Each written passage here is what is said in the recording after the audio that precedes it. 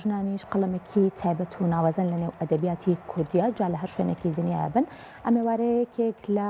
ئەو کتێبانەی کە بۆ ژن نووسراوە بێگومان ژنیش پاڵەوانی نێو کتێبەکانێتی بێگومانێکێکە لەو نووسەرە هەرە دیارانەی کە توانیوێتی جێپەنجەی خۆی هەبێت و بتوانێت یەکێک بێت لەو خانمانەی کە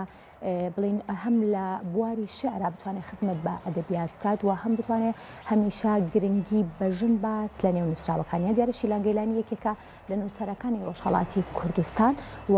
خاوەنی چەندین کتێب و یاخود بڵین کتێبی شعری زۆر ناوازەیە کە داوەکو ئێستا پێشکەش بە کتێبخانەی کوردی کردو لە ئێستاشدا یەکێک لە کتێبە هەرە تایبەتەکانی کەوش کتێبی ژنانی کووردە بێگومان چاپ و بڵاوکرێتەوە لە دووتوێی دووبەرگا گوڵبژێرێک لە ژنانی ئافرێنەر لە ئاوێنەی مێژوودا نووسین و کۆکردنەوەی نووسەری